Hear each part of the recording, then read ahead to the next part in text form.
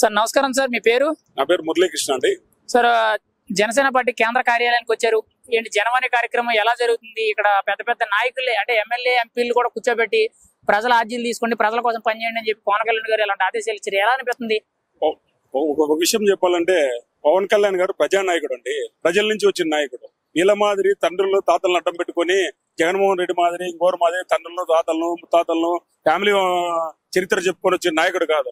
నిజంగా ప్రజల నుంచి పుట్టుకొచ్చిన నాయకుడు కాబట్టి ఆయన ప్రజల సమస్యలు తెలుసుకోవడం కోసము ఎమ్మెల్యే అయినా సరే మీరు ఎవరైనా సరే సామాన్య ప్రజలు కష్టం వస్తే పబ్లిక్ లో మీరు వెళ్ళి వాళ్ళ సమస్య తీర్చాల్సిందే. మీరు ఇంట్లో కూర్చుంటామంటే కాదు, నేను ఎందుకు ఖచ్చితంగా ప్రజా సమస్యల మీదే పోరాడాలా, అలాగైతేనే మీరు ప్రజాక్షేత్రానికి రండి అని పవన్ కళ్యాణ్ గారు గతంలో ఎన్నికల ముందు ఎన్నో మీటింగ్ లో చెప్పాడు. ఇప్పుడు అది ఆచరణలో పెట్టి చూపిస్తున్నాడు పవన్ కళ్యాణ్ గారు.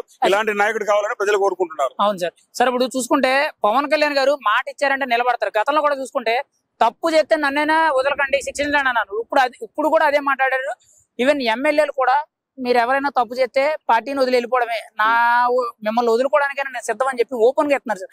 ఇప్పుడు వరకు ఏ రాజకీయ నాయకుడు కూడా అంతటి మాటలు ఎవరు మాట్లాడలేదు. ఎందుకంటే మన పార్టీ ఎమ్మెల్యేలను సమర్థించుకోస్తారు కొంతమంది నాయకులు, కానీ పవన్ కళ్యాణ్ గారు అలా లేదు. ఎలా అనిపిస్తుంది సార్ ఈయన రాజకీయ నీతి అనేది? 100% మీరు చెప్పిన ఇందాక మీరు అడిగిన క్వశ్చన్ లోనే ఆన్సర్ ఉందండి. అలాంటి నాయకుడు ఈ రాష్ట్రంలో పుట్టడం, ఈ రాష్ట్రం చేసుకున్నటువంటి అదృష్టము, ఈ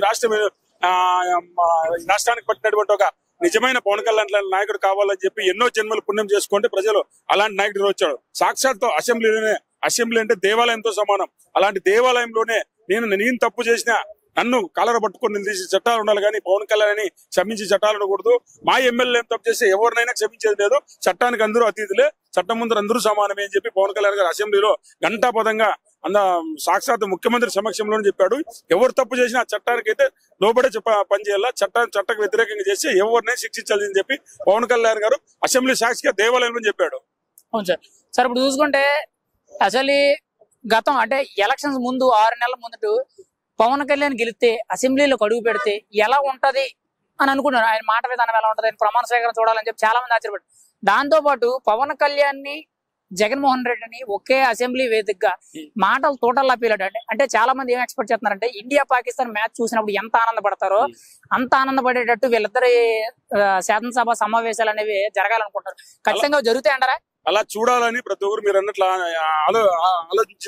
ఆలోచించారు, కానీ ఎక్స్పెక్ట్ కూడా చేశారు, ఊహించారు, కానీ అది జరగల. ఎందుకు జరగలంటే గత ముఖ్యమంత్రి జగన్మోహన్ రెడ్డి గారు చేసిన తప్పులు ఈ రోజు అసెంబ్లీలో ముఖం చూపిలేక ఆ తప్పులు ఎక్కడ ఎదుర్కోవాల్సి వస్తుంది, అధికార పక్షం వేసే క్వశ్చన్లకు సమాధానం చెప్పాల్సి వస్తుందని చెప్పి చాటు దొంగముఖం వేసుకొని ఈ రోజు అసెంబ్లీ నుంచి పారిపోయి కోర్టుకు పోయి నాకు అది కావాలి, పర్మిషన్ కావాలి, అది కావాలి. ఇప్పుడు ఆయన ఓన్లీ సాధారణ ఎమ్మెల్యేనే, ప్రతిపక్ష హోదా కూడా లేదు.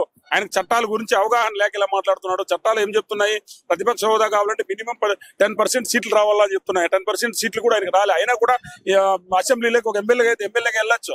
కానీ గతంలో ఆయన ఎన్నో అరాచకాలు, దోపిడీలు దోసుకోవడం ఇవన్నీ చేశాడు. కాబట్టి ఇప్పుడున్నట్టు పాలకపక్షము ఎక్కడ నన్ను నిలదీసి నన్ను గుడ్డలు తీస్తాదే అని ఒక అభద్రతా భావంతో ఈరోజు అసెంబ్లీకి వెళ్లకుండా దొంగచాటుగా తప్పించుకొని తిరుగుతున్నాడు. ఇప్పుడు చూసుకుంటే అసెంబ్లీకి వెళ్తలేదు అలా అని చెప్పి ప్రజల దగ్గరకు వెళ్ళి ఏదైనా సమస్యలు చెప్తున్నారంటే అలాగే లేదు. ఎంతసేపు బెంగళూరు ప్యాలెస్ కి, తాడేపల్లి ప్యాలెస్ కి జగన్మోహన్ రెడ్డి తిరగడమే సరిపోతుంది, కానీ ఆ సమస్యల మీద పరిష్కారం లేకపోతే ప్రజల కోసం పోరాడింది అన్నట్టు ఏమీ లేదు. పైగా మా కార్యకర్తలు చంపేస్తున్నారని చెప్పి ఆయన వ్యాఖ్యలు చేస్తున్నాడు. రాష్ట్రంలో రాష్ట్రపతి పాలన పెట్టాలంటారు. అసలు ఏంటి సార్, ఓడిపోయిన తర్వాత జగన్మోహన్ రెడ్డి గారికి ఏమైందంటారు? రాష్ట్రపతి పాలన పెట్టాలని అడుగుతుంటే చాలా విడ్డూరంగా ఉందండి. ఎందుకంటే గతంలో అట్లా అనుకుంటే 2019 నుంచి 24 మధ్యకాలంలో ఇలాంటి రాష్ట్రపతి పాలన పెట్టాలని చెప్పుకునే సందర్భాలు కోకోలలు ఉన్నాయి. గత 5 ఏళ్లలో రాజ్యాంగం గాని చట్టాలు గాని ఎక్కడ అమలైన, ప్రతిపక్షాల మీద దాడులు గాని, ఏదన్నా ఈ ప్రభుత్వం గురించి విమర్శిస్తే కేసులు పెట్టడం గాని, వేధించడం గాని ఎన్నో జరిగాయి. అప్పుడు ఎన్నోసార్లు రాష్ట్రపతి పాలన పెట్టిండల్లా. ఎందుకంటే ఈ గత ప్రభుత్వం అట్లా రాష్ట్రపతి పాలనే కావాలని పెట్టింటే 5 ఏళ్లు కూడా మనుగడ సాగించేది కాదు. అటువంటి అరాచకాలు గత ప్రభుత్వంలో జరిగాయి. కాబట్టి ఇప్పుడు ఆయన రాష్ట్రపతి పాలన కూడా విడ్డూరంగా ఉంది. ఎందుకంటే చేతగాని మాటలతో, ఎందుకంటే ప్రజలు ఇది ఇచ్చినటువంటి మ్యాండేట్. ఆయన రాష్ట్రపతి పాలన ఏం అరాచకాలు చెప్పాయని చెప్పండి, పబ్లిక్ లోకి వచ్చి చెప్పండి, రమ్మనండి. ఇన్నాళ్ళు పరదాలు కట్టుకొని వెళ్ళాడు, ఇప్పుడు వచ్చి దొంగ ఏడుపులు, దొంగ నాటకాలు, బచ్చి ఏడుపులు వచ్చి ఏడుస్తున్నారు ప్రజల ముందర. ఇంకా మళ్ళీ సానుభూతి పొందాలని ఆల్రెడీ సానుభూతి పొంది 2-5 ఏళ్ళు ప్రజలు హింసించాలగా మరి దొంగ నాటకాలతో ఈరోజు ప్రజల ముందుకు రావాలి. 36 హత్యలు జరిగినాయి. టీడీపీ కార్యకర్తలు, జనసేన కార్యకర్తలు వచ్చి వైఎస్ఆర్సీపీ నాయకులు చంపేస్తున్నారు. పైగా నా కార్యకర్తలు కాదు, దమ్ముంటే నన్ను చంపండి అని చెప్పి ఓపెన్ స్టేట్మెంట్ చెప్తున్నారు సార్. ఏంటి సార్ ఆయన మాట విధానం ఎలా అనిపిస్తుంది? ఎవరు ఇక్కడ మా నాయకులు ఏం చెప్తున్నారు? మేము కక్ష సాధింపు రాజకీయాలు చేయము, మాకు అవసరం లేదు, మేము ప్రజల పాలన చేయడానికి వచ్చాము, ప్రజల అభివృద్ధి కోసమే మేము వచ్చిన పాలనకు వచ్చినది, మాకు కక్ష సాధింపు రాజకీయాలు అవసరం లేదు అని సాక్షాత్ మా నాయకుడు మా పవన్ కళ్యాణ్ కావచ్చు, ముఖ్యమంత్రి చంద్రబాబు నాయుడు కావచ్చు స్పష్టంగా ఎన్నో మీటింగ్లు ఎన్నో మీడియా ముందు కావచ్చు, అసెంబ్లీ సాక్షి కావచ్చు చెప్పారు. కానీ ఈయన ఎందుకంటే ఈయనకు ఎలాగూ ప్రజల ముందుకు వచ్చే అవకాశం లేదు కాబట్టి ఇలాంటి అబద్ధంతో ఆయన ఒక టిష్యూ పేపర్ లాంటి ఒక సాక్షి పేపర్ పెట్టుకొని ఒక అబద్ధపు బ్లూ మీడియాని బ్లూ మీడియాని పెట్టుకొని ఆ బ్లూ మీడియా సాక్షిగా ఇట్లా అసత్య ప్రచారాలు చేస్తూ ప్రజలను తప్పుతో పట్టించి ప్రజల మధ్య అభద్రతా భావం సృష్టించాలనే ఒక ఎత్తుగడతో ఈ రోజు జగన్మోహన్ రెడ్డి వేస్తున్నటువంటి ఒక నీచమైన కుట్రాన్ని మీడియా ముఖ్యంగా చెప్తున్నా. సార్ ఇప్పుడు చూసుకుంటే జగన్మోహన్ రెడ్డి గతంలో కూడా ఎన్నో కొత్త నిర్ణయాలు తీసుకుని తన సలహాదారులు ఇచ్చిన నిర్ణయాలతో హైకోర్టులో కేసులు వేయడాలు, అక్కడికి వెళ్లి మళ్ళీ చివాట్లు తిని వెనక రావడాలు. ఇప్పుడు కూడా చూసుకుంటే నాకు ప్రతిపక్ష హోదా కావాలి అని చెప్పి హైకోర్టుకి వెళ్ళి స్టే చేశారు. మొన్న కూడా చూసుకుంటే నాకు కూటమి ప్రభుత్వం నుంచి థ్రెట్ ఉందని చెప్పి మళ్ళీ హైకోర్టుకి వెళ్ళారు. పైగా నాకు ఇంత సెక్యూరిటీ కావాలి, 982 మంది సెక్యూరిటీ కావాలని చెప్పాడు.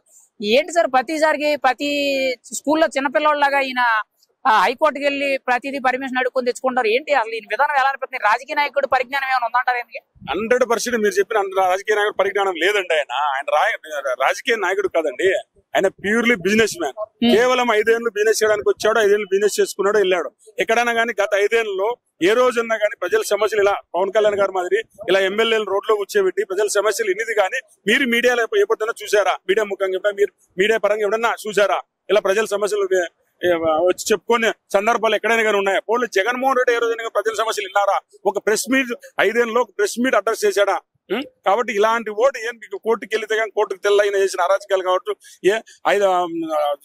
ఎంతో మంది సలహాదారులు పెట్టుకొని ప్రజాధనం దుర్వినియోగం చేసింది కాక ఈ రోజు మళ్ళీ వచ్చి దొంగేడుపులు వేస్తూ నాకేదో సెక్యూరిటీ కావాలా, అది కావాలా, ఇది కావాలని ప్రజలను తప్పుదో పడి ప్రజల మధ్య అభద్రతా భావం సృష్టించి నాకేదో జరిగిపోతుందని ప్రజలను నమ్మించాలి. కానీ ప్రజలు నమ్మే పరిస్థితి లేదు.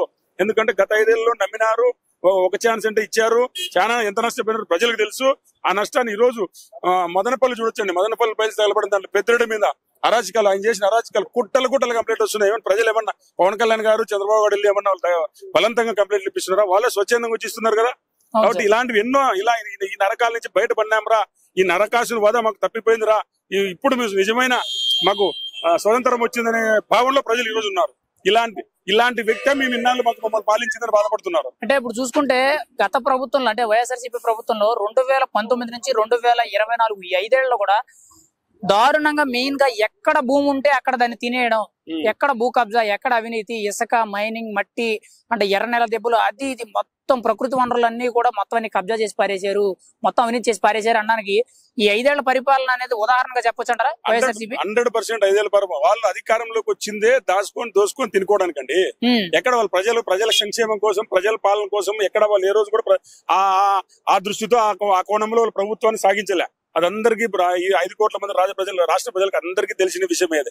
ఎందుకంటే వాళ్ళు కేవలం మీరు అన్నట్లు మైనింగ్ లో కావచ్చు, ఇసుకలో కావచ్చు, మద్యంలో కావచ్చు, భూదోపిడి కావచ్చు, ఇవన్నీ వాళ్ళు దోసుకోవడానికి వచ్చారు. వాళ్ళ పబ్బం గడుపుకున్నారు, ప్రజలు అవన్నీ గ్రహించారు, అందుకే వాళ్ళు తిరస్కరించారు. కనీస ప్రతిపక్ష హోదా కూడా ఇవ్వకుండా వాళ్ళని పక్కన కూర్చోబెట్టినారు. అందుకే ఆ దొంగ ఏడుపులని పొద్దున్ని ప్రజల ముందు నటించాలని చూస్తారు. ప్రజలు నమ్మే పరిస్థితులు లేరు. రాబోయే రోజుల్లో 11 కదా, 1కి పోయినా ఆశ్చర్యపోవాల్సిన అవసరం లేదు నెక్స్ట్ ఎలక్షన్ లో. ఫైనల్ గా అయితే జగన్మోహన్ రెడ్డి రాజకీయ భవిష్యత్తు ఎటు తిరుగుద్ది అనుకుంటున్నారు? ఎటు తిరిగేదో ఆయన అగమ్య గోచరంగా ఉందండి ఆయన రాజకీయ భవిష్యత్తు. నాకు తెలిసి రాబోయే రోజుల్లో 0. పులివెందుల్లో ఆయన ఓడిపోయిన ఆశ్చర్యపోవాల్సిన అవసరం లేదు. రాసి పెట్టుకోండి, ఈ రోజు మీరు డేట్ గుర్తు పెట్టుకోండి, 8/8/2024. మళ్ళీ ఇలాంటి డేట్ కి వచ్చి మాట్లాడదాము, గుర్తు పెట్టుకోండి.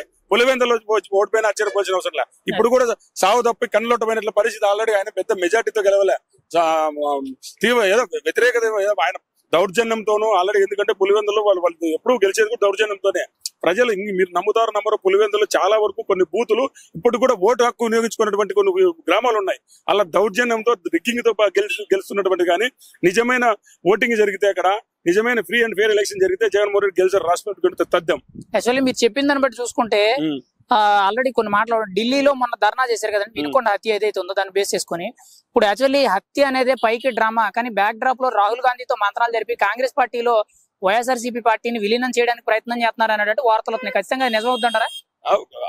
ఆయన కాంగ్రెస్ లో విలీనం చేసుకుంటే ఏముంది, ఇంకో పార్టీలు విలీనం చేసుకోండి. ఎందుకంటే ఆయనకు మనుగోలు లేదు కాబట్టి అక్కడ కాంగ్రెస్ వాళ్ళు చేసుకున్నా కూడా దాంతో ఎంతో కాంగ్రెస్ ప్రజలు ఇప్పుడు అక్కడ నమ్మి కొన్ని ఓట్లు, అక్కడ కొన్ని ఎంపీ సీట్లు ఇచ్చారు. ఇలాంటి ఐరన్ లెగ్ పోయిందంటే ఇంకా ఉన్నటువంటి రాబోయే రోజుల్లో ఈ సీట్ కూడా రావు ఆయనకు. ఎందుకంటే ఇలాంటి రాక్షసులు తెచ్చి పెట్టుకుంటే వాళ్ళకు ఉన్నటువంటి క్రెడిబిలిటీ కూడా వెళ్ళిపోతుంది ఆ పార్టీలకు కూడా. ఇంత దుర్మార్గమైన పాలన సాగించినటువంటి ఇటువంటి వ్యక్తిని ఎవరు కూడా ఏ పార్టీ కూడా పిలుచుకుంటుందని మేము అనుకోమండి. ఇలాంటి వ్యక్తికి నాకు తెలిసి రాజకీయ జీవితం శూన్యము, ఇతనికి రాజకీయ భవిష్యత్తు లేదని చెప్పి నేను మీడియా ముఖ్యం చెప్పగలను. Right sir, thank you.